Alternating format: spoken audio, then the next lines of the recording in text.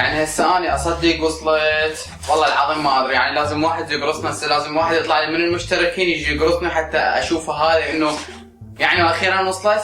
ما اصدق عمي على اللي صار. يابا هلا والله بالشباب، شلونكم؟ شو اخباركم؟ خل وين هذا نحطهم؟ يعني انتوا يمكن ما تشوفون هسه يمي الميز عباره عن بس هوسه، ما اعرف وين احط الغراض. خلينا نحطها ونحكي شوي وين. يا هلا ويا ميت هلا بالشباب، شلونكم؟ ان شاء الله طيبين. الو مكتب السيد.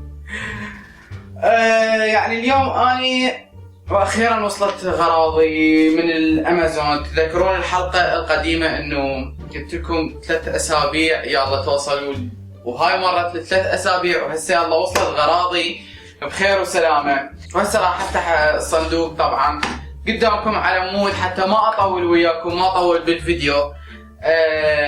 وان شاء الله تقريبا بعد كم يوم على مود بين ما ارتب اسوي السيت اب الجديد مالتي، وراح انزله اكيد السيت اب بعد كم يوم ان شاء الله من هذا الفيديو اللي تشوفوه.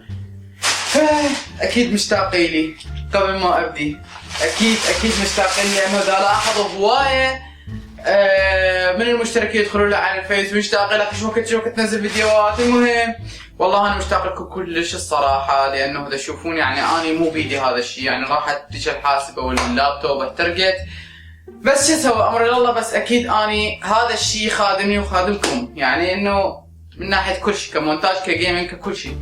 وهسه بشوفكم شوي الغوصه كل شيء ما مصدق. هذا اول شيء فارغ ما اعرف ليش. اوكي وصل لي طبعا جيمنج ماذر بورد جيمنج، هو طبعا زت 270 اي من ماركة ازوس RGB كولر بالماذر بورد، يعني شيء ما موجود اصلا، ما مطروق بالعراق نهائيا. انا راح اسوي يعني ما اسوي شرح كله كامل عليه، هذا الشرح راح يصير بالسيت اب مالتي، كل شيء راح اشرح بالتفاصيل بهذني. بس انا هذا سويت الفيديو لانه حيل مشتاق لكم، وصار لي كلش هواي ما مصور. دا اشوفكم اليوم وصلتني حتى تقولون وقت والله العظيم انا اصلا اشتاقت لكم والله. يعني انا اصلا شفت الحياه بدون يوتيوب ملل، كآبه، قاعد وساكت وحدي ما اطلع. بس شو اسوي؟ انتظرت وجاني اللي اريده. اوكي هذا اول شغله المذر بورد. الشغله الثانيه وصل لي الكور اي 7 البروسيسور 7700 كي مثل ما تشوفونه.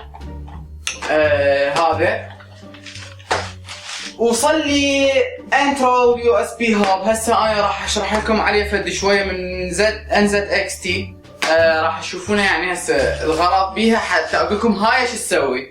اوكي عندي واخيرا وصل لي اللي كنت انتظره حيل متشوق له، اللي اصلا هو مو موجود هنا نهائيا، الرام الجي سكول شو اسمه RGB طبعا، يعني مو عادي هيك بس لونه هاي، لا RGB فول. وسرعته اعتقد 3000 وما اتذكر ايش قد صراحه، والله ما ادري وين مكتوبه. اجاني هذا اللي قبل شوي شفت لكم اياه. شنو فائدته؟ هذا اجاني فانات هم من ماركه انزد اكس تي، زين RGB ويا مالته الهيو بلس. الهيو بلس هذا يشكل ويا هذا الانزد اكس تي ويا على مود مثل هاب الهن، لانه اكثر من شغله انا جبت. زين فهسه اللي شفتوها خلينا نكمل. وهذا USB 3 هاب على موديل نفس ترتيب خاص انا راح اسوي بالسيت اب، وراح تشوفونه فشي مرتب حيل.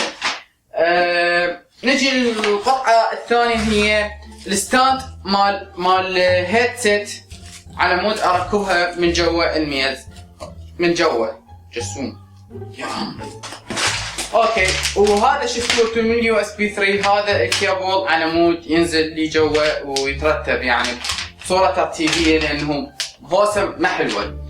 اوكي وصل لي ماوس باد، او هو كله باد كامل يجي على الماوس والكيبورد شو اسمه الكورسير الام ام 300 مثل ما تشوفون كبيره يعني ترهم على الكيبورد وعلى الماوس على مود حتى لا تصير هوسه.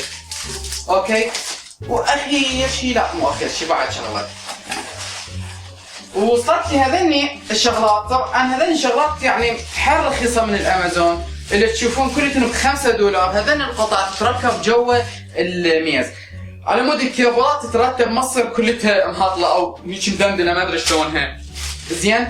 فهاي انا راح ارتب شغله بسيطه يعني ترتيبات. اوكي وعندنا اخير شيء وصلني الانزد اكس تي اللي اصلا مو موجود كله هنا مستحيل الانزد اكس تي موجود. جبت الاكس 62 الليكويد كولينج 12 كبرى تبعت وزنه كله تطار. لي ورا هنا تشوفون هنا بكام برنامج ينزل على مود تقدر تغير بالدائره اللي تشوفوها هنا الار جي بي كلها من شركه انزد اكس تي. يعني انا اشوف الانزد اكس تي شركه حيل زينه، انا اشوفها اكثر من كورسير احسن لان الكورسير كلها موجوده مطشره ما حد بحالها. فقلت خلي انا فكرت قلت خلي اجيب ليش ما اجيب انا شيء مميز انه مثل الانزد اكس تي مو موجود هنا، خلي اسوي خلي ارتبه اشوفه شيء احلى. فهذا اللي كان كل الغراض. والغراض الباقيه مثل الكيس والهاي ما اقدر اطلع عليه انه شيء كلش ثقيل وشيء راح تشوفوه يعني حلو كله هيوج. اوكي هيوج. الكارت شاشه هذا سويت له بالانبوكسنج سابقا اكو فيديو من الفيديوهات. فهذني كلية الغرض مثل ما شفتوهن وان شاء الله عجبكم الفيديو. ادري مستعجل او تشوفوني سريع بالحكي او خلصت هيك بسرعة لانه يعني شوية تعب ودراسة وكم شغلات ما اريد احكي لكم. بعدين ان شاء الله شوية احكي اكثر لانه اكو هواي فيديوهات ان شاء الله جديدة بهذني السوالف. المهم شباب لا تنسونا تطقنا بلايك وشير وسبسكرايب